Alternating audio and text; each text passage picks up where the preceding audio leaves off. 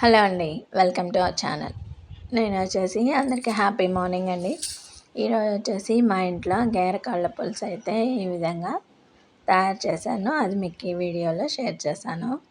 ఇదిగోండి, ఇది curry prepare చేయాలంటే ముందుగా మనం నీట్గా వాష్ చేసి ఉప్పు, కారం, పసుపు, అల్లం వెల్లుల్లి పేస్ట్ వేసి కొంచెం ఆయిల్ కూడా వేసి కొంచెం వాటర్ అయితే పోసి ఇలా కుక్కర్లో అయితే ఒక 10-15 విజిల్స్ అయితే రావాలండి. అంటే మటన్ కదా, మెత్తగా అయితే కుక్ అవ్వాలి. తర్వాత వచ్చేసి ఇదిగోండి, బాండల్లో ఆయిల్ అయితే వేసుకొని ఒక 2 ఉల్లిపాయలు అయితే కట్ చేసుకోవాలి. తర్వాత ఇదిగోండి, పట్టా, లవంగాలు, జీలకర్ర అయితే వేసుకోవాలి. తర్వాత కొంచెం కరివేపాకు కూడా వేసుకోవాలి. ఇదంతా బాగా ఫ్రై చేసుకోవాలి. చూడండి, ఉల్లిపాయ ముక్కలు ఇలా గోల్డెన్ బ్రౌన్లోకి వచ్చే వరకు అయితే బాగా ఫ్రై చేసుకోవాలి. తర్వాత వచ్చేసి ఒక 2-3 టమాటాలు అయితే సన్నగా కట్ చేసుకోవాలి. తర్వాత ఇదిగోండి, టమాటాలు కూడా వేసాక కొంచెం పసుపు, ఉప్పు, తగినంత కారం అయితే వేసుకోవాలి. నాన్ వెజ్ ఐటెం కదండి, కొంచెం స్పైసీగా ఉంటేనే బాగుంటుంది. నేనైతే కారం కొంచెం అయితే ఎక్కువ వేస్తాను. తర్వాత ఇదిగోండి, మసాలా కూడా వేసాను. ఈ మసాలా అంతా బాగా పచ్చివాసన పోయే వరకు అయితే వేయించుకోవాలి. పచ్చివాసన ఉందంటే కొంచెం కూర అయితే టేస్ట్ అంత బాగుండదు. ఏదైనా నాన్ వెజ్ కర్రీస్లో మసాలా బాగా ఫ్రై అవ్వనివ్వాలి. పచ్చివాసన వచ్చిందంటే అంత టేస్ట్ అయితే రాదండి. ఇదిగోండి, తర్వాత ఇందాక మనం కుక్ చేసాం కదా, అవి వాటర్ అయితే ఇలా తీసాను.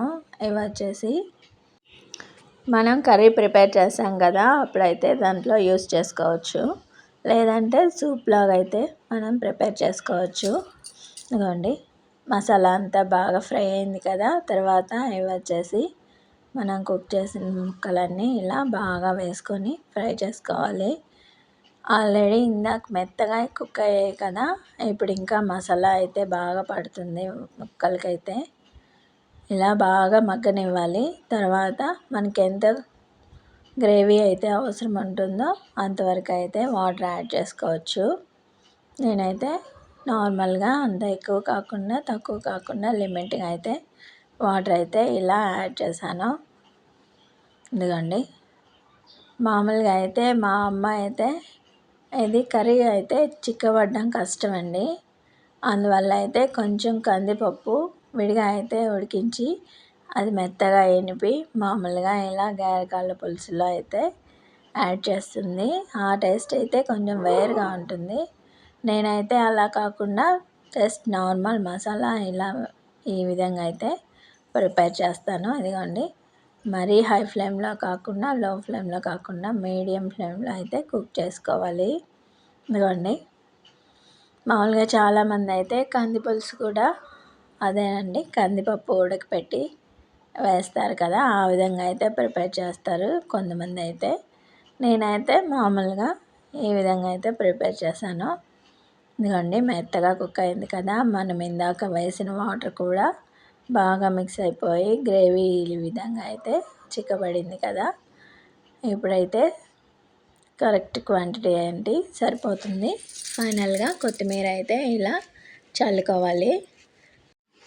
ఓకేనండి, చూసారు కదా, ఎంతో టేస్టీగా ఉండే గేరకాళ్ళ పులుసు అయితే నేను ఈ విధంగా ప్రిపేర్ చేశాను. మా సైడ్ అయితే వీటిని గేరకాళ్ళు అంటారు. మీ సైడ్ ఏమంటారో నాకు కామెంట్ సెక్షన్లో కామెంట్ చేయండి. ఓకేనండి, కర్రీ అయితే ఈ విధంగా రెడీ అయిపోయింది.